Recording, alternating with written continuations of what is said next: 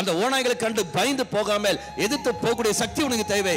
அந்த சக்தியை உனக்கு நான் தருகிறேன். அதுதான் தூய ஆவியானவர்.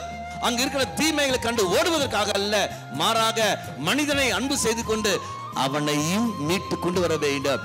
இதை ஏற்க நீ தயாரா?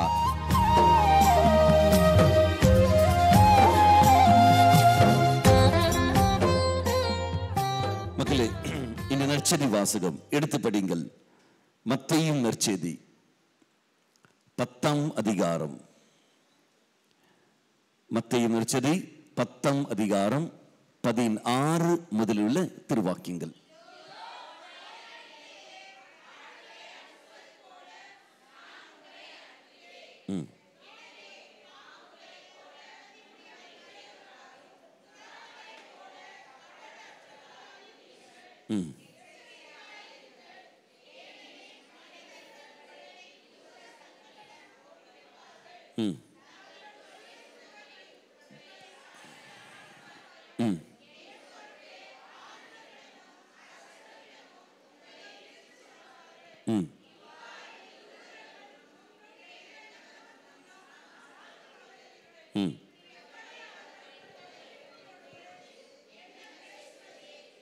போதும் போதும்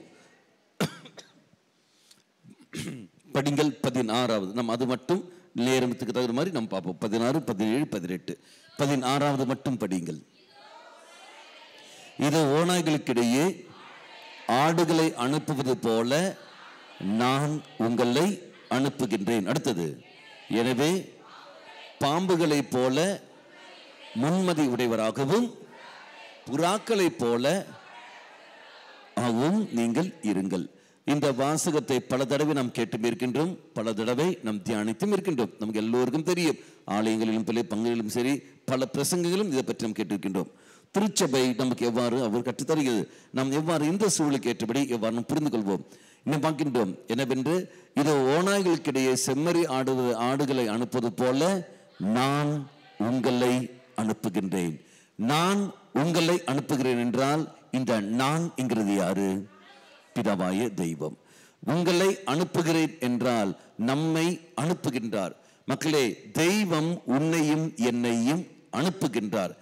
எங்கே, எதற்கு, யாரிடத்தில், எப்போ, என்ன நோக்கத்திற்காக இறைவனை அனுப்புகின்றார்? இது நாம் புரிந்து கொள்ள வேண்டும்.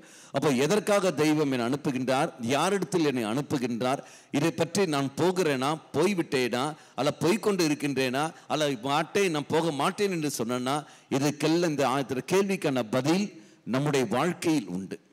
அப்போ தெய்வம் என்னை அனுப்புகிறார் என்றால் நான் கீழ்ப்படிந்து நான் போயிருக்கின்றேனா என்று நாம் பார்க்க வேண்டும். அப்படி என்றால் அந்த புரிந்து கொள்வதில் அது எனக்கு வர வேண்டும் என்றால், என்னை அனுப்புவது யார், அந்த நான் யார் என்பது அது எனக்கு உணர்ந்தால் மட்டுமே தான் அதுக்கு ஏற்றபடி என்னால் செயல்பட முடியும். அப்படி என்றால் என்னை அனுப்புவர் தெய்வம்தான் என்னை அனுப்பினார் என்றால் அந்த இறைவனை பற்றியுள்ள அறிவு எனக்கு இருக்க வேண்டும். இறைவனை பற்றியுள்ள அறிவு இல்லை என்றால், என்னை அனுப்பினவர் பற்றிய அறிவே எனக்கு இல்லை என்றால் ஒரு நாளும் போக மாட்டேன். உதாரணம் எடுத்துக்கொள்ளுங்கள். என் பெற்றோர்கள் என்னை பார்த்து நீ அங்கே கடைக்கு போயிட்டு வா என்று சொல்றாங்க வைத்துக் கொள்ளுங்கள். நான் போவேனா போக மாட்டேனா? இல்லாட்டி நீ அந்த இடத்துக்கு போயிட்டு நீ வா என்று சொல்கிற பொழுது போவேனா போக மாட்டேனா? நான் போவேன். காரணம் என்ன? என்னை அனுப்புவது என் பெற்றோர்கள். எனக்கு தெரியும், என் பெற்றோர்கள் ஒரு நாளும் எனக்கு கெடுதல் செய்ய மாட்டார்கள், எனக்கு நன்மை தான் செய்வார்கள். இனி அதே வேறு ஒரு மனிதன், பல தீமைகள் புரிந்து கொண்டிருக்கிற மனிதன், அவன் என்னை பார்த்து கொண்டு நீ அங்கே போயிட்டு வான்னு சொன்னார், நான் போவேனா? நான் போக மாட்டேன். காரணம், அவனை குறித்து எனக்கு தெரியும். அப்போ தெரிகிறவர் இனி மூன்றாவது மனிதன் யாருன்னே எனக்கு தெரியாது, அவன் பார்த்துக்கிற சமயத்தில் நீ போயிட்டு வான்னு சொல்லும்போது நான் போவேன்னா அங்கேயே நான் தயங்கி போய், எனக்கு அவனை பற்றி எனக்கு என்ன தெரியாது. என் பெற்றோரை பற்றி எனக்கு தெரியும், கெடுதல் செய்கிற மகனை பற்றி எனக்கு தெரியும், இவனை யாருன்னு எனக்கு தெரியாது. பெற்றோர் நன்மை செய்வார்கள், அதனால் நான் போய்விடுகிறேன். இவன் கெடுதல் செய்கின்றான், அதனால் நான் போக மாட்டேன். இவன் என்னவென்று, இவன் யாருன்றே எனக்கு தெரியாது, போகவேனா போக மாட்டேனா, நம்ம அமைதியாக நான் இருப்பேன். மக்களே, என்னை அனுப்புகிறவர் யார் அந்த அறிவு முதலில் நமக்கு இருக்க வேண்டும். இன்னும் சொல்ல போனால், தெய்வத்தை பற்றிய அறிவு உனக்கும் எனக்கும் எப்படி இருக்கின்றதோ அதுக்கேற்றபடிதான் நம்முடைய விசுவாச வாழ்க்கையும் உண்டு. அதுக்கேற்றபடி நம்முடைய விசுவாச வாழ்க்கை இருக்கும். இவரை பற்றியுள்ள தவறான அறிவை நீ பெற்றுக்கொள்கிறாய் என்றால் உங்களுடைய விசுவாச வாழ்க்கையும் தவறி போய் கொண்டிருக்கும். ஒரு நாளும் நன்மையில் போய் சேராது.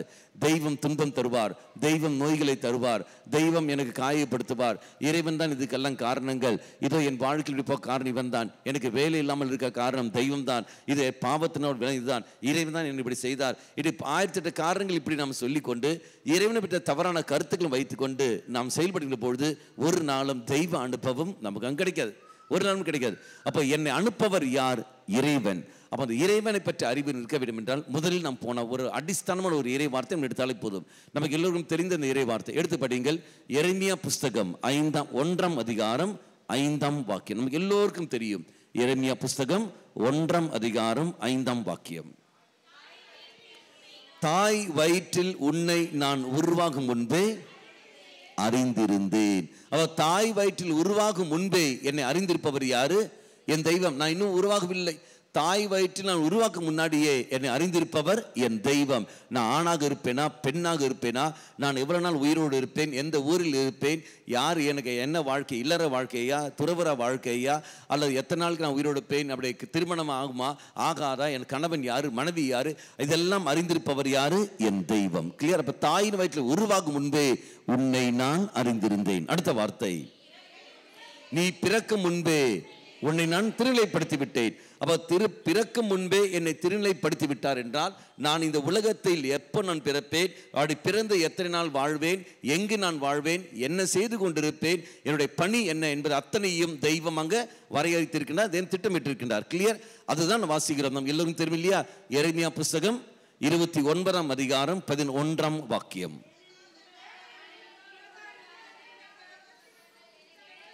எனக்கு தெரியும் அன்றோ நம்பிக்கையையும் திட்டங்கள் அன்றி வேறு அல்ல. அப்போ உங்களுக்கு குறித்துள்ள திட்டம் நான் வைத்திருக்கின்றேன். அது எது? உங்கள் எதிர்காலத்தில் நன்மைக்கான திட்டம் தான் ஒழிய அழிவுக்கான திட்டம் அல்ல. கிளியர்.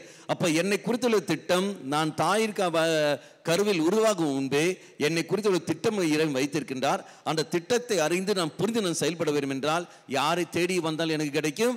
தெய்வத்தை தேடி வந்தால் தான் எனக்கு கிடைக்கும் ஒழிய மனிதனை தேடி போனால் எனக்கு ஒரு நாளும் எனக்கு அங்கு கிடைக்காது. எந்த மந்திரவாதி தேடி போனாலும் எனக்கு அங்கு கிடைக்காது. கிளியர். இப்போ அடுத்து நான் பார்க்கின்றோம், நான் உன்னை அனுப்புகின்றேன்.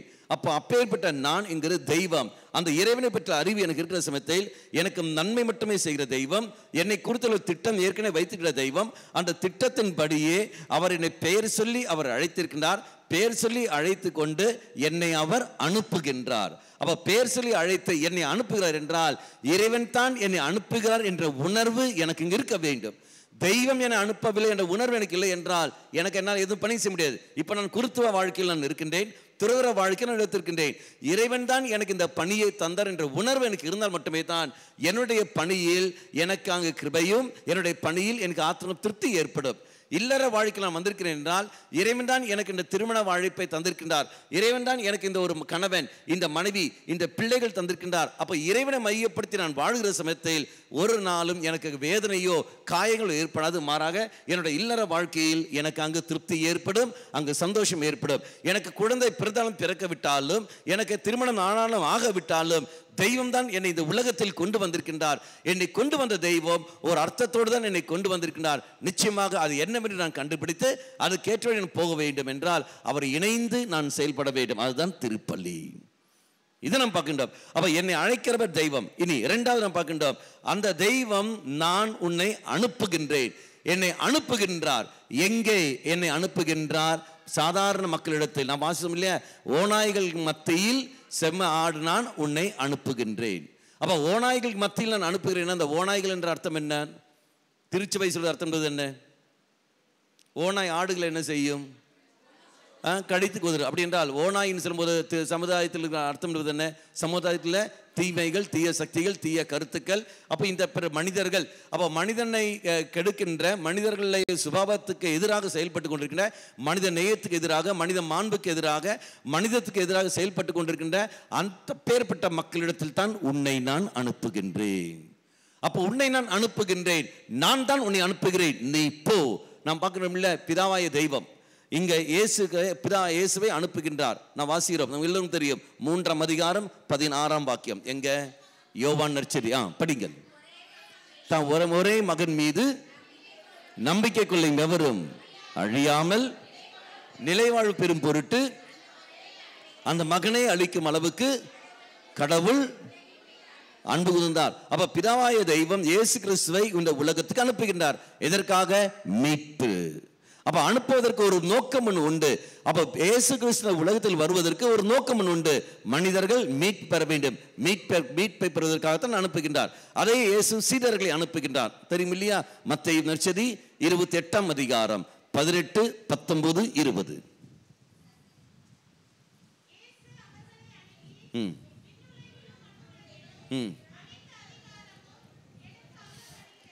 அனைத்து அதிகாரமும் எனக்கு தரப்படுகின்றன. அடுத்தது, எனவே நீங்கள் போய் எல்லா மக்களினத்தாரையும் என் சீடராக்குங்கள்.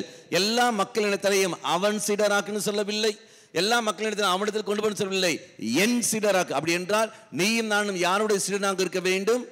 தெய்வன் சீடன். சீடன் என்பது வேறு, ஃபாலோவர் என்பது வேறு, பின்தொடர்பு என்பது வேறு.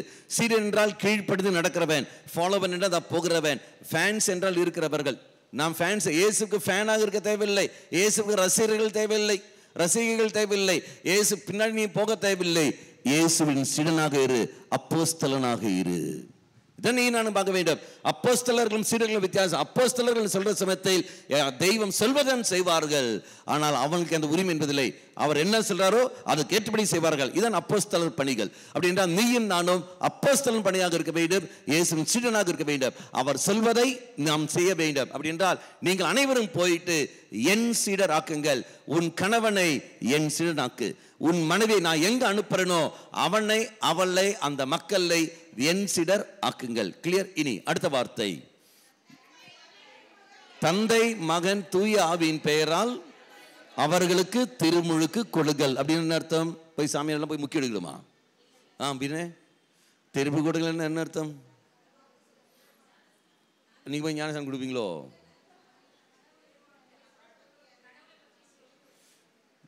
திருமுழுக்குன்னு என்ன? ஞானஸ்தானம். சரி, ஞானஸ்தானம் என்ன? திருமுழுக்கு. பேப்டிசம். சரி, ஜென்ம பாவத்தையும் அப்போ மக்களை பாவத்திலிருந்து மீட்கான வழிகளை அவனுக்கு எடுத்து சொல்லு. அவனை இயேசுவிடத்தில் நம்பிக்கை இருக்க, இயேசுவோடு மரிக்கின்றார், இயேசுவோடு உயிர்க்கின்றார். அப்படி என்றால் பாவத்தில் அவனை மரிக்க உதவி, அவனை மீண்டும் அவனை உணர்வுள்ள மகனாக மகளாக அவனை உயர்த்தி பிடி. மூன்றாவது நாம் பார்க்கின்றோம், அவனை இயேசு ஞானஸ்தானம் என்பது அவனை இயேசுடைய மறை உடலில் அங்கமாக மாறுகின்றான். அப்படி என்றால் அவனை அவளை இயேசுடைய மறை உடலில் அங்கமாக விசுவாச வாழ்க்கையில் அவனை வாழ வைக்க பாருங்கள். அப்ப திருமுழுக்கு கொடுங்கள் சொல்லும்போது அவனை அவளை நான் எங்க அனுப்புகிறேனோ அவர்களை நம்பிக்கை உள்ள மக்களாக அவர்களை மாற்று. இயேசு மேல் நம்பிக்கை உள்ள நபரை மாற்று. பணத்தின் மீதோ தன்னுடைய திறமைகள் மீதோ நம்பிக்கை வைக்காமல், உலகத்தின் மீது நம்பிக்கை வைக்காமல், கடவுள் மேல் நம்பிக்கை வைத்து வாழ அவனுக்கு நீங்கள் கற்றுக் கொடுங்கள். இதனுடைய அர்த்தங்கள். அப்போ நான் உங்களை அடுத்த வார்த்தை படிங்கள். நான் உங்களுக்கு கட்டளையிட்ட யாவையும் அவர்களும் கடைபிடிக்கும் வண்ணமாக நீங்கள் போய் கற்பியுங்கள். அப்ப நான் உங்களுக்கு என்னெல்லாம் கற்றுக் கொடுத்தேனோ அவர்களும், நான் உன்னை யாரிடத்தில் அனுப்புகிறேனோ அவர்களும் கடைபிடிக்க வண்ணமாக நீங்கள் போய் கற்பியுங்கள். அவர்கள் கற்பிப்பதல்ல, நீ, நான் உன்னை எங்க அனுப்புறேனோ அந்த இடத்தில் சென்று நீ போய் கற்பித்துக்கொள். அப்ப நான் கற்பிக்க வேண்டும் என்றால் எனக்கு அதை பற்றி என்ன இருந்திருக்க வேண்டும்? அறிவு இருக்க வேண்டும், தெரிந்திருக்க வேண்டும். அப்ப எனக்கு அதை பற்றி அறிவு இருக்க வேண்டும். அன்பு என்றால் என்ன என்று அது எனக்கு தெரிந்திருக்க வேண்டும். மன்னிப்பு என்றால் என்ன என்பது அது எனக்கு தெரிந்திருக்க வேண்டும். விட்டுக் கொடுப்பது என்னவென்றால் அது எனக்கு தெரிந்திருக்க வேண்டும். அனுசரித்து போக என்றால் அது எனக்கு தெரிந்திருக்க வேண்டும். இதை பற்றி அறிவே எனக்கு இல்லாமல் இருக்க நான் எப்படி போய் சொல்லிக் கொடுக்க முடியும்? என்ன முடியாது. அப்போ உனக்கு ஏற்படுற காயத்தின் வழியாக, உனக்கு ஏற்படுற அவமானத்தின் வழியாக நீ எங்க இந்த கிருபைகளை பெறுகின்றாயோ அந்த கிருபைகளை மற்றவர்கள் நான் எப்படி உன்னை மன்னித்தேனோ அதே மாதிரி நீயும் போய் மன்னித்து விடு. அதை நமக்கு எல்லோருக்கும் தெரியும் இல்லையா? எங்க எடுக்க தேவை, எல்லோருக்கும் தெரியும். யோவான் நற்செய்தி 13:13 நீங்கள் என்னை ஆண்டவர் என்றும் போதகர் என்றும் சொல்கிறீர்கள். உண்மைத்தான், நான் ஆண்டவர் தான், போதகர் தான். ஆண்டவரும் போதகருமான நான் உங்கள் காலடிகளை கழுவுகிறேன் என்றால் நீங்களும் ஒருவர் மற்றவருடைய காலடிகளை கழுவ கடமைப்பட்டிருக்கிறீர்கள். ஆண்டவரும் போதகருமான நான் உங்களை மன்னித்தேன் என்றால் நீங்களும் ஒருவரும் மற்றவர்களை மன்னிக்க கடமைப்பட்டிருக்கிறீர்கள். ஆண்டவரும் போதகருமான நான் உங்களை விட்டு கொடுத்து வாழ்கிறேன் என்றால் நீங்களும் அதே மாதிரி விட்டு கொடுத்து அனுசரித்து வாழ வேண்டும். இதனுடைய அர்த்தங்கள். அப்போ நான் உங்களுக்கு கற்றுக் கொடுத்ததை அவர்களும் கடைபிடிக்கும் வண்ணமாக நீங்கள் போய் கற்பியுங்கள். அடுத்த வார்த்தை என்ன வருகிறது? இதோ உலகம் முடியும் வரை என்னாலும் நான் உங்களோடு இருப்பேன். இறைவனுடைய பணியை செய்கிற போது, அந்த மீட்பின் பணியை செய்கிற பொழுது நான் உன்னோடு இருப்புகின்றேன், போ உன்னை நான் அனுப்புகின்றேன். கிளியர்? அப்ப அனுப்புகிற சமயத்தில் ஒரு நோக்கத்தோடு தான் தெய்வம் அனுப்புகின்றார். இயேசு கிறிஸ்து வந்தார், நோக்கத்தோடு வந்தார், மீட்பு. ஐயோ, என்ன சிரிக்கிறீங்க? இது எவ்வளவு சீரியஸான விஷயம் தெரியுமா உங்களுக்கு?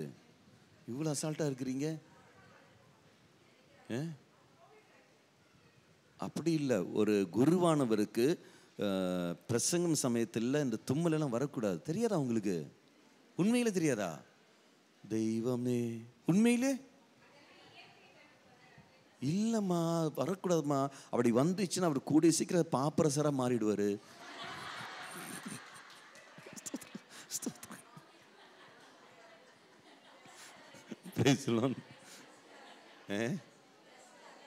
டஸ்ட் அலர்ஜி எங்களுக்கு தெரியாது என்ன அலர்ஜின்னு. ஸ்தோத்திரம். அப்போ பாங்க, எங்க நான் விட்டேன்? தும்பது இல்லையா?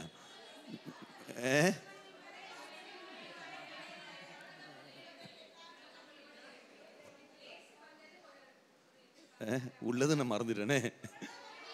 உலகம் முடிவர் என்னாலும் நான் உங்களோட போய். தெய்வம் ஒரு நோக்கத்தோடு இயேசு கிறிஸ்துவை அனுப்புகின்றார். என்ன நோக்கம்? மீட்பு. இயேசு கிறிஸ்து சீடர்களையும் ஒரு நோக்கத்தோடு அனுப்புகின்றார். என்னது? மீட்பு. மீட்பணி நீ செய். ஓரோ மகனும் மகளும் அனுப்பப்படுகின்றோம். யாரால்? தெய்வத்தால். என்ன நோக்கம்?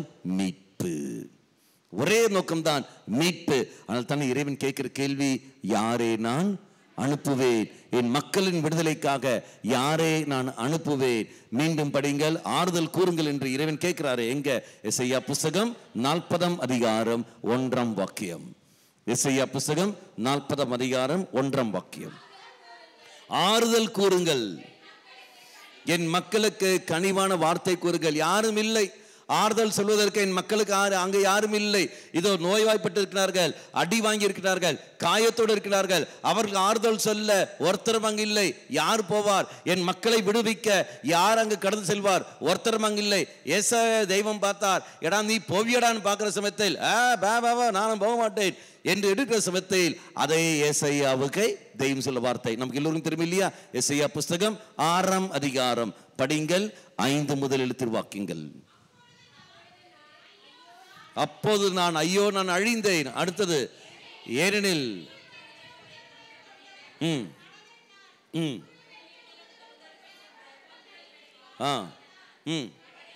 ஆண்டவர் பாத்தீங்களா?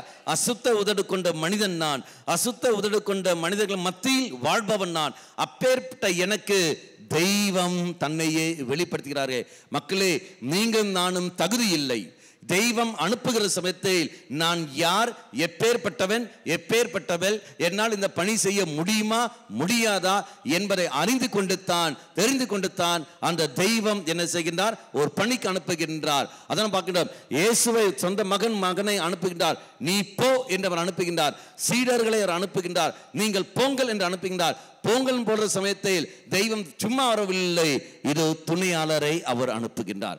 அவர் வருவார், உங்கள் கற்று தருவார். அந்த தூய ஆவியானவர் உன்னில் செயல்படுவார். இங்க இயேசு செயல்பட காரணம் யாரு? தூய ஆவியானவர் வருகின்றார். அவர் இயேசு விழுந்து செயல்படுகிறார். அப்போஸ்தலர்கள் செயல்படுகிறார்கள். எப்பொழுது பெந்தெகோஸ்து அனுபவம் கிடைக்கிறது, இது அவர்கள் செயல்படுகிறார்கள். அதே மாதிரி நீயும் நானும், பலவீனத்தோடு இருக்கிற நீயும் நானும், தெய்வம் உன்னையும் என்னையும் அவர் அனுப்புகிற சமயத்தில் மக்களே வேண்டிய கருவிகளை தந்து தான் தெய்வம் நம்மை அனுப்புவார். வெறும் கையோடு ஒரு நாளும் எந்த ஒரு பணிக்கும் தெய்வம் நம்மை அனுப்ப மாட்டார். ஒரு நாள் அனுப்ப மாட்டார். இல்லற வாழ்க்கையில் இருக்கிற உன்னையும் துறர வாழ்க்கையில் இருக்கிற என்னையும் தெய்வம் வெறும் கையோடு அனுப்ப மாட்டார். ஒரு நோக்கத்தோடு அனுப்புகிறார் என்றால், என்னை குருத்துவ வாழ்க்கையில் தெய்வம் தந்திருக்கிறார் என்றால், அது என்னை நிறைவு தந்திருக்கிறார் என்றால், ஆவியின் வல்லமையால் நிரப்பி கொண்டு தான் இதோ என்னை பணி வாழ்க்கை அனுப்புகிறார். அதை நீங்க பாக்குறீங்க இல்லையா? குருத்துவ அந்த அபிஷேகத்தை எல்லாம் சும்மானே பிஷப் கைச்சரம் வந்துருமா? என்ன வருகிறது? தூய ஆவியின் வல்லமை தான் வருகிறது. அதே மாதிரி இல்லற வாழ்க்கையில் இருக்கிற நீங்கள் திருமண வாழ்க்கையில் கணவன் மனைவி இணைகிற சமயத்தில் அங்கு தெய்வம் உங்கள் 2 பேர் கரங்களை பிடிக்கிற போது 7 விதமான ஆசீர்வாதங்கள் தெய்வம் தருகின்றார். அதை இப்ப சொல்ல மாட்டேன், அது தம்பதிகள் தியானத்தில் சொல்கின்றேன். அந்த 7 விதமான ஆசீர்வாதங்கள், அந்த ஆசீர்வாதம் அத்தனையும் ஆவியின் வல்லமையோட செயல்பாடு. அந்த ஆவியின் வல்லமை சில தூயாவியை பெற்றுக்கொண்டு அதுக்கேற்றபடி இல்லற வாழ்க்கையை நீ வாழப்பாரு. மகனை மகளை நீ பெற்றெடுக்கின்றாய், குழந்தைகளை நீ பெற்றெடுக்கின்றாய். குழந்தைகளை பெற்றெடுக்க முன்பாகவும் அந்த ஆசிரியை பெறுகின்றாய், குழந்தையை பெற்றெடுத்த பிறகும் அந்த ஆசிரியை பெறுகின்றாய். அது பற்றி இப்ப சொல்ல மாட்டேன். அது எப்போ என்றால் குடும்ப தியானம் வரும் பத்தி ஆகஸ்ட் மாதம் அப்ப சொல்லுவேன். இப்ப சொன்னா டிங்கிடிக்கா அப்போ அங்க வரும். அப்ப அந்த அங்கேயும் நீ ஆசிரியை நீ அங்கு பெறுவாய். அப்ப எல்லாத்துக்குமே தெய்வம் நமக்கு என்ன செய்கின்றார்? துணை தந்து தான் போவருடைய வெறும் கையோடு ஒரு நாளும் அனுப்ப மாட்டார். காரணம், நீ நானும் யாருடைய பணியாளர்கள்? அவருடைய பணி. அவருடைய பணி என்றால் அவர் தான் பொறுப்பு. டீச்சராக இருப்பீர்கள், பள்ளிக்கூடத்தில் நீங்களா பிளாக் போர்டு எல்லாம் வாங்கி கொண்டு தூக்கி வைப்பீர்கள். சாக் பீஸ் வேணாம், நீங்கள் உங்கள் சொந்த சம்பளத்தில் சாக் பீஸ் வாங்குவீங்களா? இல்லையே, அங்கே போயிட்டு டீச்சர், ஹெட் மாஸ்டர், பிரின்சிபல் எனக்கு சாக் பீஸ் இல்லை வாங்கி கொடு. அப்போ அவர்கள் வாங்கி கொடுப்பார்கள், அதுக்கேற்றபடி நீங்கள் செய்வீர்கள். நீ வேலைக்காரன் வேலைக்காரி யாருக்கு? தெய்வத்திற்கு. நான் வேலைக்காரன் வேலைக்கார யாருக்கு? தெய்வத்திற்கு. நீயும் நானும் அத்தனை பேரும் இறைவனுடைய பணியை செய்ய வந்தவர்கள் தான் நீங்கள். அதை உணர்ந்து கொண்டு தெய்வம் வெறும் கெடு அனுப்ப மாட்டார். போ, நான் உன்னை அனுப்புகின்றேன். தினம் பார்க்கின்றோம். எஸ்ஐயா இறைவாக்கினர் பார்த்தான், என்னால் முடியாது, என்னால் முடியாது. ஐயோ, அசுத்த உதடு கொண்ட மனிதன் நான், பாவத்தில் வாழுகிறவன் நான், அசுத்த உதடு கொண்ட மனிதர்கள் மத்தியில் வாழ்பவன் நான், அதே மாதிரி பாவிகள் மத்தியில் வாழ்பவன் நான். அப்பேற்பட்ட தெய்வம் எப்படி என்னை அனுப்ப முடியும்? இறைவன் பார்த்தார், அடா உன்னைத்தான் நான் தேர்ந்தெடுக்கின்றேன் சொல்லிக்கொண்டு என்ன செய்கின்றார்? வானத்திலிருந்து செராஃபின் ஒருத்தன் வருகின்றார், நெருப்பு எடுக்கின்றார், அவன் நாவை தொடுகின்றார். தொட்டவுடனே அவன் குற்றப்பழி அவனை விட்டு போய்விடுகிறது. குற்றப்பழி இதை உன்னை விட்டு போய்விட்டதுன்னு சொன்ன உடனே தெய்வம் கிட்ட கேள்வி, யாரை நான் அனுப்புவேன்? உடனே எஸ்ஐயா சொன்ன வார்த்தை என்ன? என்னை அனுப்பு ஆண்டவரே, நான் போகின்றேன். என்னை அனுப்ப ஆண்டவரே, நான் போகின்றேன். அதுக்கு முன்னாடி அவன் சொன்ன வார்த்தை, ஐயோ வேண்டாம், என்னால் முடியாது என்று சொன்ன அதே மனிதர் அந்த கிருபையை பெற்றவுடனே என்னை அனுப்ப ஆண்டவரே, நான் போகின்றேன். எப்பேற்பட்ட நபர் வந்தாலும் சரி, வெட்டொன்னு துண்டு 2 ஆகி பார்த்து விடலாம் என்று சொல்லிக்கொண்டு நான் போகிறேன் என்று சொல்லிக்கொண்டு தைரியமாக முன்னால் போகிறவன். மக்களே, ஆவியின் அபிஷேகத்தை பெற்றுத்தான் உன்னையும் என்னையும் தெய்வம் அனுப்புவார். வெறும் கைடு அனுப்ப மாட்டார். அப்படி என்றால் உன்னை நான் அனுப்புகிறேன் என்று சொல்லும் போது வல்லமையோடு நிறைத்து என்னை அனுப்புகின்றார். 3வது நிலையில் எங்கே யாரிடத்தில்? எங்கே யாரிடத்தில் நாம் பார்த்தோம் இல்லையா? என்ன வருகிறது 16ஆம் வாக்கியத்தில்? இது ஓநாய்களுக்கு மத்தியில் உன்னை நான் அனுப்புகின்றேன். அப்படி என்றால் சமுதாயத்தில் தீமைகள் தீய கருத்துக்கள் மத்தியில் தான் உன்னை நான் அனுப்புகின்றேன். அப்படி என்றால் இன்னும் ஆழமாக போகிற சமயத்தில் இன்னும் உங்க குடும்ப சூழலை மனதில் கொண்டு வாருங்கள். இந்த பையன் இவன் பாவ வாழ்க்கை வாழ்ந்து கொண்டிருக்கின்றான், தெய்வத்தை மறந்து வாழ்ந்து கொண்டிருக்கின்றான். ஆக மகளே, உன்னை மனைவியாக அவனிடத்தில் உன்னை நான் அனுப்புகின்றேன். மனைவியாக இருந்து கொண்டு அவனை என்ன செய்ய வேண்டும்? மீட்டு கொண்டு வர வேண்டும். இதா இந்த மகள் பாவ வாழ்க்கை வாழ்ந்து கொண்டிருக்கின்றாள், விசுவாச வாழ்க்கை வாழாமல் வாழ்ந்து கொண்டிருக்கின்றாள், ஊதாரித்தனமாய் போய் கொண்டிருக்கின்றாள். அன்பு மகனே, உன்னை கணவனாக அவள் மத்தியில் உன்னை நான் அனுப்புகின்றேன். அவளை நீத்தான் மீட்டு கொண்டு வர வேண்டும். இதோ இந்த பிள்ளைகள் பாவ வாழ்க்கையில் வாழ்ந்து கொண்டு வருகிறார்கள், விசுவாசமற்ற வாழ்க்கை வாழ்ந்து கொண்டு வருகிறார்கள். பெற்றோர்களே, உங்களை நான் அனுப்புகின்றேன், அவர்களை நீ தான் மீட்டு கொண்டு வர வேண்டும். இதோ பெற்றோர்கள் தாறுமாறாக வாழ்ந்து கொண்டு வருகிறார்கள். பிள்ளைகளே, உங்களை நான் அங்கு அனுப்புகின்றேன். பெற்றோர் மத்தியில் அவர்களை நீ தான் மீட்டு கொண்டு வர வேண்டும். மக்களே, அடி போகிற சமயத்தில் ஓநாய்களுக்கு மத்தியில் தான் உன்னை நான் அனுப்புகின்றேன். கணவன், விசுவாசமற்ற கணவன், விசுவாசமற்ற மனைவி மத்தியில் தான் உன்னை நான் அனுப்புகின்றேன். அனுப்புற சமயத்தில் எவ்வாறு ஓநாய்கள் ஆடுகளை காயப்படுத்துமோ அதே மாதிரி கணவன் வழியாக மனைவி உனக்கு காயங்கள் ஏற்படும், மனைவி வழியாக கணவனே உனக்கு காயங்கள் ஏற்படும். விவாகரத்து அல்ல போறது, என்னால் வாழ முடியாது, நான் போறேன் விவாகரத்து. அப்படி போகிற என்றால் நீ யாருக்கு துணையா போய் கொண்டிருக்கின்றாய்? பிசாசுக்கு, தெய்வத்துக்கு அல்ல. இறைவனுக்கு தெரியும் இவன் பாவ வாழ்க்கை வாழ்ந்து கொண்டிருக்கான். தெய்வம் தெரிந்தார். அறிந்த தெய்வம் உண்மையில் நம்பிக்கை வைத்துக் கொண்டு நான் உன்னை அனுப்புகின்றேன். வெறும் கைவழியே தூயாவியல் நிரப்பித்தானே உன்னை அவன் அனுப்புகின்றார். மனைவியின் ஸ்தானத்தை தந்து உன்னை அனுப்புகிறாரே, நீ அந்த மனைவியின் ஸ்தானத்தை எடுத்தாயா அல்லது நண்பனுடைய ஸ்தானத்தை எடுத்துக்கொண்டு போகிறாயா? மனைவி என்பது வேறு, நண்பன் என்பது வேறு. கணவன் என்பது வேறு, நண்பன் என்பது வேறு. பெற்றோர் என்பது வேறு, நண்பன் என்பது வேறு. அப்பா அம்மா என்பது வேறு, பிள்ளைகள் என்பது வேறு, நண்பன் என்பது வேறு. அங்கு உரிமை, இங்கு உரிமை கொஞ்சம் கீழே தான். எல்லாத்துக்கும் மேல அங்கத்தான் உண்டு, இது கீழே, அதுக்கப்புறம் தான் வரும். தெய்வம் சொல்ல, நண்பர்களின் பண்பை எடுத்துக்கொள்ளுங்கள், அப்பன் என்ற ஸ்தானத்தை விடாத. நண்பருடைய பண்பை எடுத்துக்கொள், அம்மாவுடைய ஸ்தானத்தை விடாத. நண்பர்களுடைய பண்பை எடுத்துக்கொள், கூட கணவனுடைய ஸ்தானத்தை எழுந்து விடாதீர்கள். நண்பருடைய பண்பை எடுத்துக்கொண்டு மனைவியின் ஸ்தானத்தை எழுந்து விடாதே. லோக்கல் புரிந்து கொள்ள வேண்டும் என்றால், இப்ப உதாரணம் வைத்துக் கொள்ளுங்கள். இதுதான் என்னுடைய மனைவி, இதுதான் என் மனைவி. அப்போ கணவனாக இருக்கிற நான் என் மனைவிடத்தில் நான் எப்படி இருக்க வேண்டும்? கணவனாகத்தான் இருக்க வேண்டும். நண்பனுடைய பண்பை எடுத்துக்கொள்ள வேண்டும். நண்பனுடைய பண்பு என்றால் என்னது? விட்டு கொடுத்து போறது, அனுசரித்து போறது. ஏய் மச்சான் விட்றா விட்றா விட்றா, அதெல்லாம் விட சிறிதத்தில் வர வர வர புரிந்து கொண்டு அனுசரித்து போவார்கள். இது நண்பர்கள். அதே மாதிரி உன் மனைவியை புரிந்து கொண்டு அனுசரித்து விட்டு கொடுத்துட்டு நீ போக பாரு. கணவன் என்ற நிலையை விட்டு போய்விடாத, மாமா என்ற நிலைக்கு போய்விடாத. ஒரு நாளும் கணவன் அப்பனாக மாற முடியாது. மனைவிவாங்க, நீங்க எனக்கு ரொம்ப ஃப்ரெண்டுங்க, நீங்க எனக்கு அப்பா மாதிரிங்க. மாதிரி தானே, அப்பன் இல்லையே. ஃப்ரெண்டு மாதிரி தானே, ஃப்ரெண்டு இல்லையே. கணவன் கணவன் தான். அது தெய்வம் தந்த கிருபை.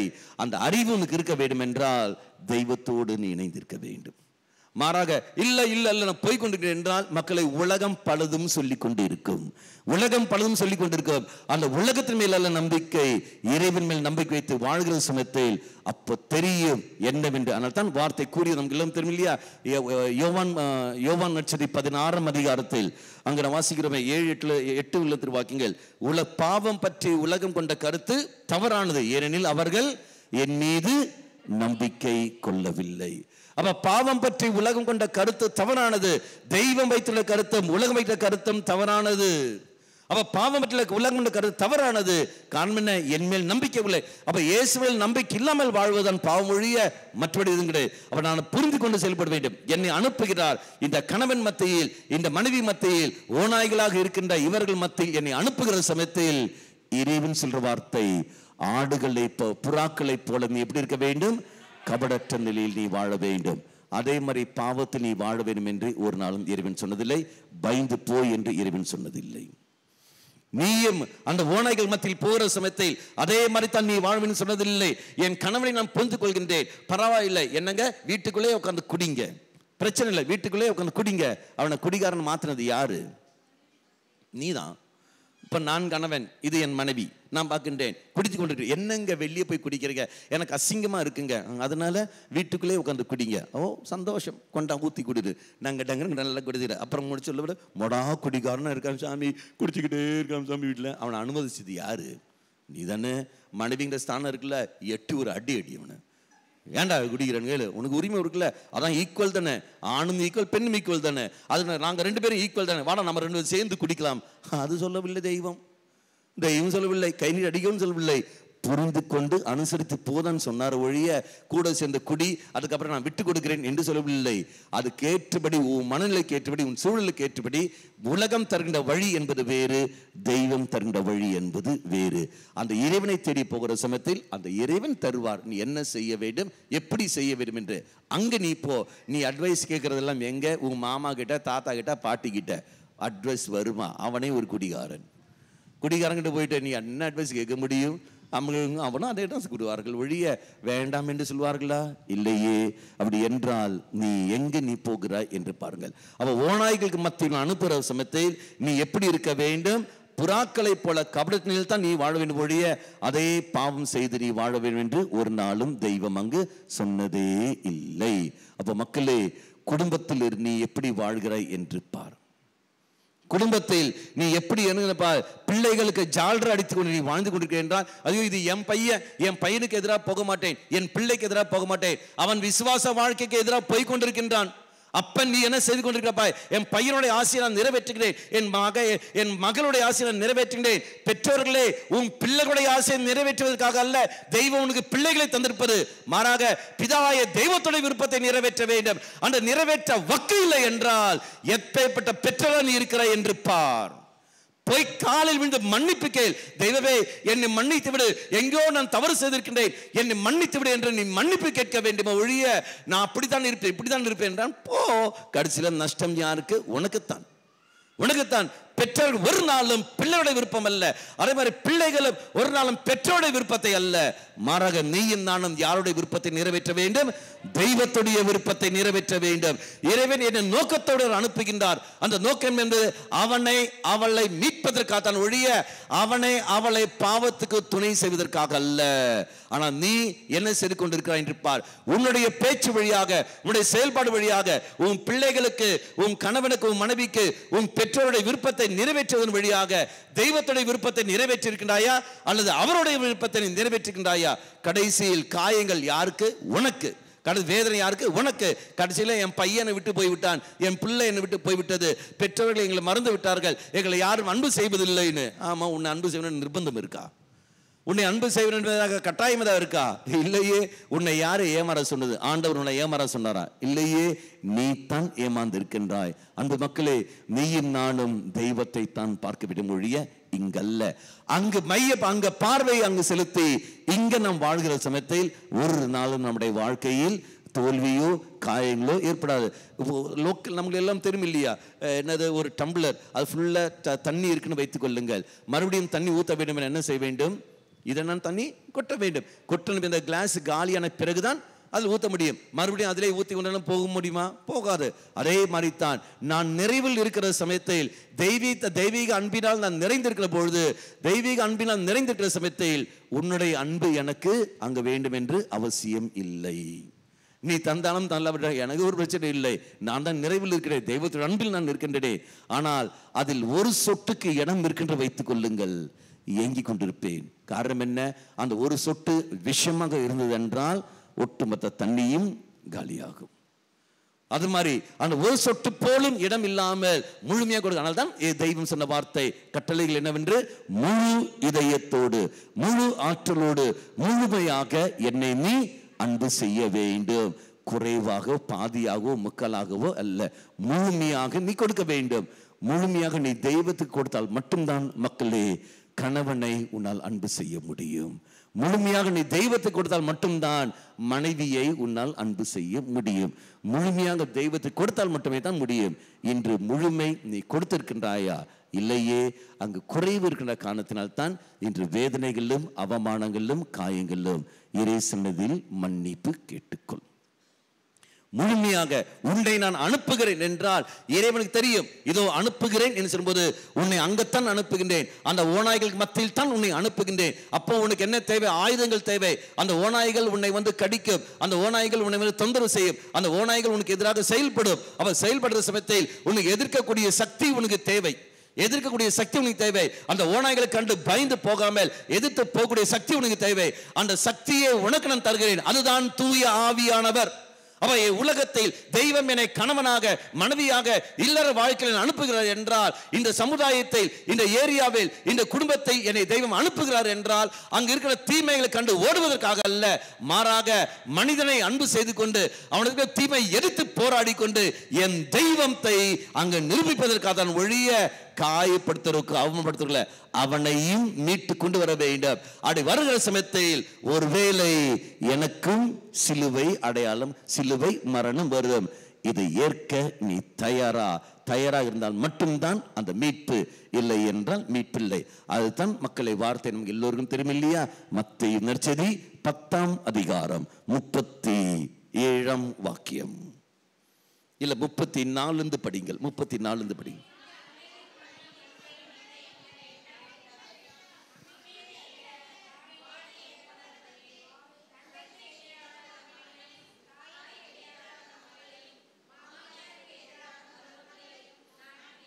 நான் பிரிக்க அடுத்தது,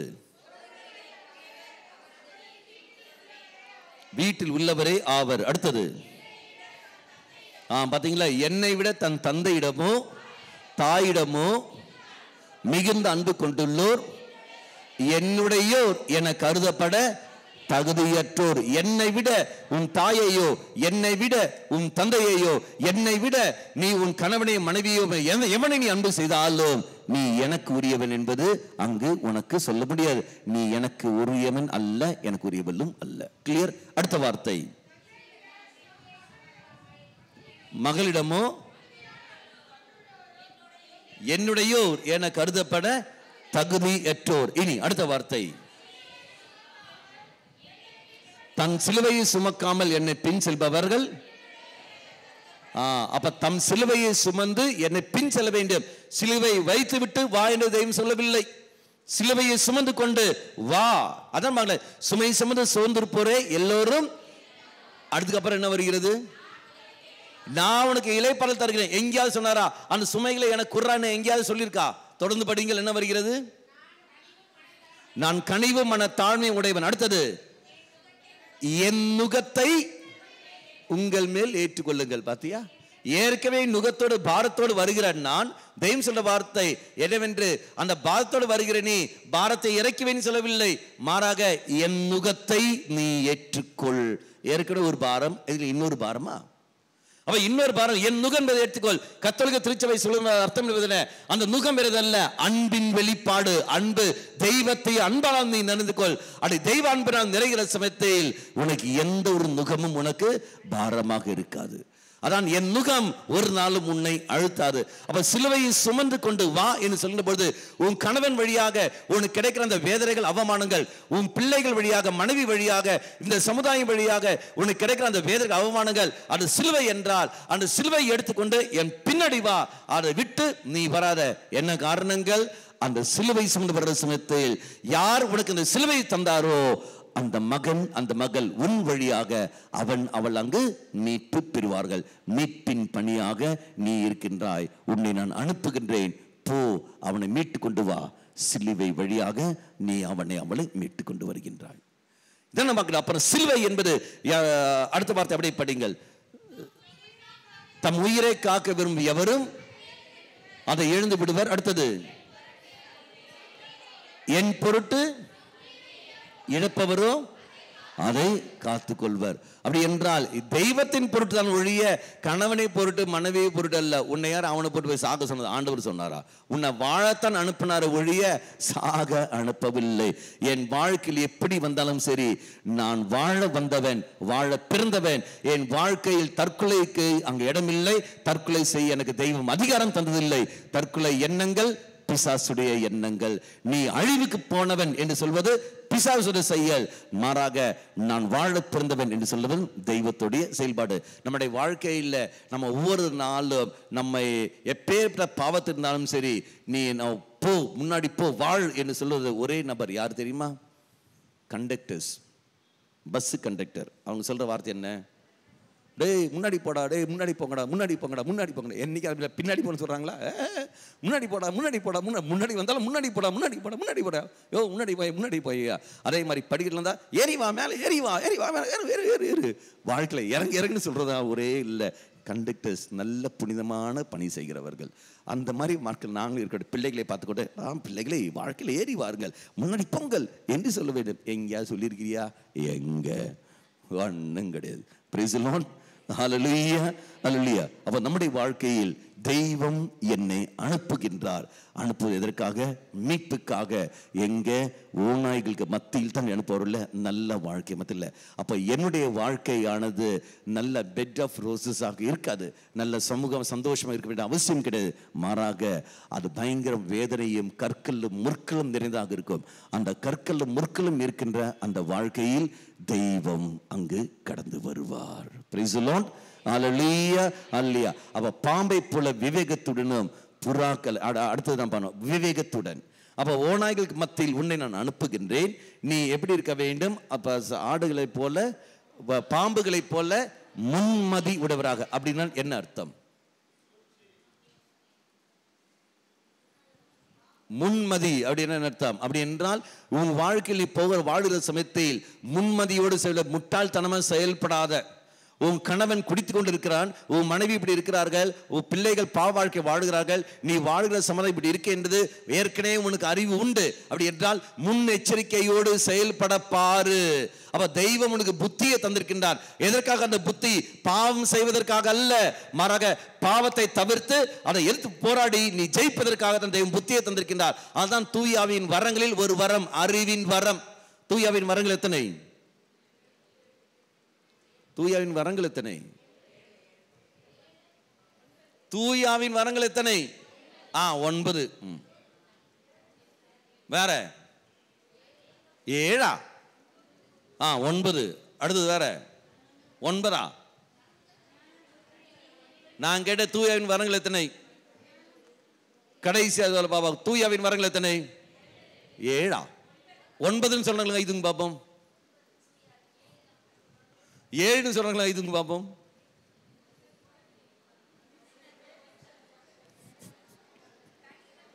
ஆ, 12. தூயாவின் வரங்கள் 9 அல்ல 7. 9 இடிக்கும் முடிச்சு எல்லாரையும். நல்ல காலம் பங்கு சாமியா இருங்க. இல்ல பங்கு சாமிக்கு தெரிஞ்சா ஏன் பங்கு பிள்ளைக்கு இவ்வளவுதான் தெரியுமானு. எதெல்லாம் அந்த 7? ஞானம், புத்தி, விமர்சை, அறிவு, திடம், பக்தி, தெய்வ பையம். இதான் 7. எங்க இருக்கு? பைபிள்ல. பைபிள்ல ஏசாயா 11:1 முதல் திருவாக்கியங்கள். அப்ப ஞானம், புத்தி, புத்தி தெய்வத்துடைய வரம். ஞானம், புத்தி, விமர்சை, அறிவு தெய்வத்துடைய வரம். இந்த புத்தியும் அறிவும் தெய்வம் எதற்கு தருகின்றார்? பாவம் செய்வதற்காக அல்ல, எச்சரிக்கையோடு நீ வாழ வேண்டும் என்பதற்காக. இந்த பாம்பு பாருங்கள், தலப்படையே போகும். பாம்பு புத்துக்குள்ள போறது பார்த்துக்கிறீங்களா? தலை போமா, வால் போகுமா? எந்த பாம்பு? இந்த பாம்பு. இந்த பாம்பு அல்ல. இடி வருவாங்கல்ல, குடிச்சிட்டு போவாங்களா, அது ரோட்ல போட்டு இடிதானே நடங்க, டிங்கி டிங்கி டிங்கி டிங்கி இடிதானே போவாங்க. அந்த பாம்பு இல்ல, இந்த பாம்பு. இந்த பாம்பு புற்றுக்குள்ள போறது நீங்க பாத்துக்கிறீங்களா? தலை போமா, வால் போகுமா? ஏன் தலை போகும், வால் டிங்கி டிங்கி இடி போகும். இடி வந்து பார்க்க உடல் பாகம் எல்லாம் போன பிறகு கடைசியில தான் தலை பார்க்க போகும். அடி போற சமயம் சுத்தியும் பார்க்கும், இடே பார்க்கும், 360 டிகிரியும் ரவுண்ட் அடிக்கும். அதே மாதிரி உன்னை சுற்றி என்ன நடக்குதுன்னு பாரு, விவேகத்தோட செயல்படு. உன் கூட பழகிறவர்கள் யார் என்று பாரு. இல்லை என்றால் நீ தான் அழிந்து போவாய். நீ பாட்டுன்னு பாம்பு உள்ள போன உள்ள கை விட்டு படையப்பா நீ சொல்ற சமயத்தில் அது உன் கொத்தும் போட்டு நீ போயிடப்பான்னு சொல்லும், உன் காத்து போயிடும். இப்போ நான் பார்க்கின்றோம் பாம்பு. உங்களுக்கு தெரியுங்களா, சென்னையில் நடந்த ஒரு சம்பவம், இங்கே மெட்ராஸ் நடந்த ஒரு சம்பவம். +2 படிக்கிற பிள்ளை, நான் பல பாப்புலேஷன் தியானத்தில் நான் சொல்லியிருப்பேன். +2 படிக்கிற அந்த பிள்ளை என்ன ஃப்ரெண்டு கூப்பிடுது, வாடி எங்கள் வீட்டுக்கு வாடி என்று. சரி என்ன வீட்டுக்கு போயிருக்கிறார்கள். வீட்டுக்கு போனோடனே இந்த பிள்ளையோடைய அம்மா, யாரு இந்த ஃப்ரெண்டோடைய அம்மா என்ன செய்றார்கள், இந்த பிள்ளைக்கு மயக்கம் ஏதோ டீயில் ஏதோ கலந்து கொடுத்து அவளை மயக்கி அவளை நிர்வாணப்படுத்தி ஃபோட்டோ எடுத்து அவளை பிளாக்மெயில் செய்ய ஆரம்பித்தார்கள். நான் எப்பெல்லாம் உன்னை அழைக்கிறேனோ அப்பெல்லாம் நீ என்ன செய்ய வேண்டும், நீ வர வேண்டும். இது அப்படியே வண்டி கொஞ்ச நாள் ஓடிக்கொண்டிருக்கிறது. இவளுடைய சகோதரி குவீன் மேரிஸ் காலேஜில் படித்து கொண்டிருக்கின்றாள். அப்போ படித்து கொண்ட சமயத்தில் அவள் பார்க்குற, என்னடி கடந்த ஒரு 6 மாதம் 6-7 மாதம் உன் முகமே சரியில்லை, ஒரு மாதிரி இருக்கிற, என்னடி ஆயிடுச்சுன்னு. இல்லைக்கா சொல்லுடி என்னடி ஆயிடுச்சுன்னு. அப்போ தான் தங்கச்சி சொல்கிறா, அக்கா நான் ஒரு விபச்சாரி என்று. என்னடி சொல்கிறேன்னு. அப்போ தான் சம்பவம் சொல்ல, இந்த மாதிரி ஃப்ரெண்டு கூப்பிட்டான்னு நான் போனேன், அவர்கள் என்னை இந்த மாதிரிலாம் செய்து விட்டார்கள் என்று. அப்போ இந்த சகோதரி இவ பயங்கரமான பிள்ளை, நேரம் போய்ட்டு போலீஸில் கம்ப்ளைண்ட் பண்ணாங்க. கம்ப்ளைண்ட் பண்ணோன்னே போலீஸ் வந்து குடும்பத்தோடு அப்படியே இழுத்துட்டு போய் போனார்கள். அப்போ தான் தெரிகிறது யார் அம்மாவும் பிள்ளையும் பிம்புன்னா புரோக்கரு, விபச்சார செயல்படுகிறவர்கள். அம்மாவும் மகள் நண்பர்களெல்லாம் கூட்டி வீட்டுக்கு கொண்டு வருவார்கள், அதுக்கப்புறம் போவார்கள். இதெல்லாம் என்னுடைய கேள்வி, இவள் விபச்சாரியா மாறினது யாருடைய தப்பு? தெய்வத்துடைய தவறா அல்லது இவருடைய தவறா? தெய்வமா? இவளுடைய தவறு, தெய்வம் அல்ல. இதுக்கெல்லாம் காரணங்கள். உன் கூட பழகிறவன் யார் என்று நீ தெரிஞ்சிருக்க வேண்டும். 1000 ஃப்ரெண்ட்ஸ் இருப்பது அர்த்தம் அல்ல, ஒருத்தன் இருந்தால் அவன் 1000க்கு சமமாக இருக்க வேண்டும். நல்ல நண்பர்களை தேர்ந்தெடுத்துக்கொள். அல்ல நஞ்ச மஞ்சமார் ஆயத்திட்டு பேர் போய் பேசுவதில்லை. நல்ல நண்பர்களை, நல்ல சொந்த பந்தங்களை தேர்ந்தெடுக்க வேண்டும். இன்னொரு வெள்ளூர் மறை மாவட்டத்தில் கூட பிறந்த அக்கா சொல்ற வார்த்தை, ஃபாதர், என் தம்பியுடன் படுப்பதற்கு எனக்கு பயம் இருக்கிறது. வீட்டில் தனியாக இருந்தால் எனக்கு பயம் இருக்குது. என்ன காரணங்கள்? சொந்த தம்பியே அக்காவை தவறான எண்ணத்தில் வருகின்றான், அருகில் படுகின்றான், தூக்குதல் தெரியாம கைப்பற்றுது என்று சொல்லி வைக்கின்றான், வேண்டுமென்றே செய்கிறான். எனக்கு பயமாக இருக்கின்றது. சொந்தங்கள் நடக்கிற காரியங்கள் இந்த காலகட்டம் 24 மணி நேரம் போன் வைத்துக் கொண்டு நடக்கிறார் என்றால் என்ன, எல்லா அட்டுழியங்களும் வந்து கொண்டிருக்கின்றால், பெற்றோர்களே எந்த சூழலில் நீ வாழ்ந்து கொண்டிருக்கிறாய் என்று பார். உன் பிள்ளைகள் எப்படி வாழ்ந்து கொண்டிருக்கிறான்னு பாருங்கள். கற்றுக் கொடுக்க வேண்டியது நீ. இப்பதான் வருகிறது பேட் டச், குட் டச், அந்த டச், இந்த டச், இதெல்லாம் முன்னாடியே இருக்கின்றது. பெற்றோர் உனக்கு தெரிந்திருக்க வேண்டும். இது தெரியவில்லை என்றால், உன் பிள்ளைகள் இழக்கிறார்கள் என்றால் அது காரணம் நீ மட்டும்தான் ஒழிய தெய்வம் அல்ல. இதுக்கெல்லாம் காரணங்கள் தெய்வமல்லதுக்கெல்லாம் காரணங்கள். அப்போ சுற்றி என்ன நடக்குது பாரு. சொந்த பந்தங்கள், பெற்றோர், உற்றார் உறவினர்கள். அம்மா சொல்வார்கள் என்னவென்று, போடி, சித்தப்பா தானே கூப்பிடுது, மாமா தானே கூப்பிடுது, பெரியப்பா தானே கூப்பிடுது, போடின்னு சொல்லுது. குழந்தை பார்க்க, அம்மா நான் போக மாட்டேன், அப்பா நான் போக மாட்டேன், நம்ம போடி, பரவாயில்ல, அவன் தானே போடின்னு சொல்வது. அந்த பிள்ளைக்கு சொல்ல தெரியாது.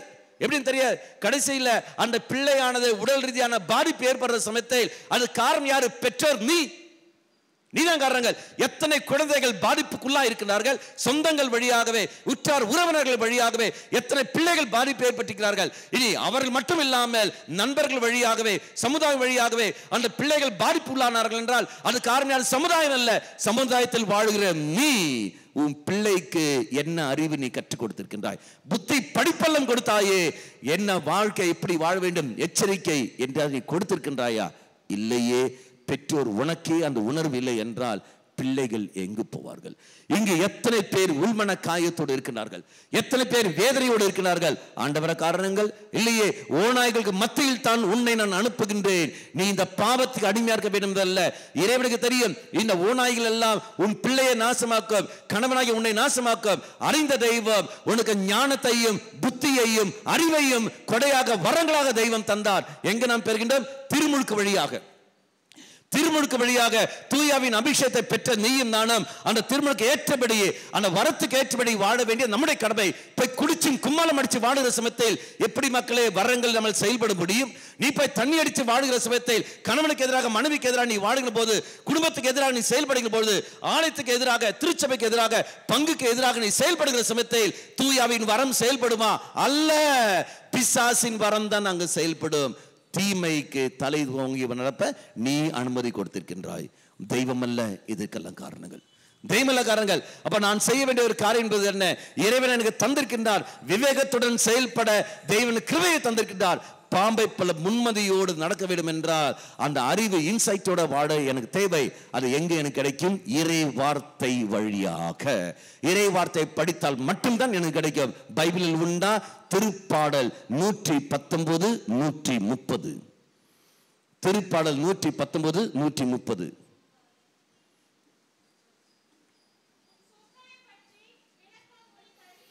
உன் சொற்களை பற்றி விளக்கம்.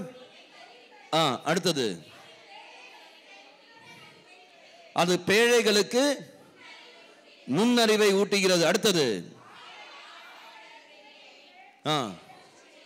பாத்தீங்களா? உன் சொற்களை பற்றியுள்ள அறிவு எனக்கு விளக்கத்தை தருகிறது. உன் சொற்களை பற்றிய விளக்கங்கள் எனக்கு கிருபையை தருகிறது. அப்ப அந்த சொற்கள் என்பது இறை வார்த்தை. இறை வார்த்தை படித்தால் மட்டும்தான் மக்களே எனக்கு அந்த கிருபைகள் கிடைக்கும். ஆனால் தான் திருச்சபை வலியுறுத்துகிறது, பெற்றோர்களே, பிள்ளைகளே, வார்த்தையை படி, இறை வார்த்தை படி. சும்மா நஞ்ச மனப்பாடம் படிக்கிறதல்ல, ஒரு தடவை வார்த்தை படிக்கிற அந்த வார்த்தையானது வாழ்க்கையில் செயல்படுத்த பாரு. நீ தோற்று போவாய், அதை செயல்படுத்த முடியாது. நீ தோற்று போவாய். தோற்று போற சமயத்தில் ஓடிப்போ, போய் பாவ சங்கீதம் செய். ஆண்டவரே என்னை மன்னித்து விட, ஆண்டவரே மன்னிப்பு கேள், மறுபடியும் சக்தி பெறு, மறுபடியும் நீ போய் வாழப்பாரு. மறுபடியும் தோற்று போய் என்றால் நீ போ, பாவ சங்கீதம் செய். அடி பாவ சங்கீதத்திலும் செய்ய செய்ய செய்ய பாவத்தின் மேல் வெற்றி உன்னால் பெற முடியும். வருஷத்துக்கு ஒரு தடவை நீ பாவ சங்கீதம் செய்கிற என்றால் ஒரு நாளும் வெற்றி பெற முடியாது. பாவத்திலிருந்து விடுதலை பெற வேண்டும் என்றால் பாவ சங்கீதம் மட்டும்தான் அதுக்கு வழி. வார்த்தை கேட்க கேட்க மட்டும்தான் அந்த கிருபைகள் உனக்கு கிடைக்கும். விவேகத்துடன் நீ செயல்படு. காரணம், உன்னை நான் அனுப்புவது எங்க? ஓநாய்களுக்கு மத்தியில் தான் அனுப்புகின்றேன். உன்னை ஏமாந்து வாழ என்று ஒரு நாளும் தெய்வம் சொன்னதில்லை. ஏமாந்தது உன்னுடைய தவறு, ஏமாற்றியதும் உன்னுடைய தவறு. அப்போ இறை சன்னதியில் ஆண்டவரே எனக்கு வல்லமை தாரும், கிருபை தாரும் என்று சொல்லிக்கொண்டு நாம் ஜெபிப்போம்.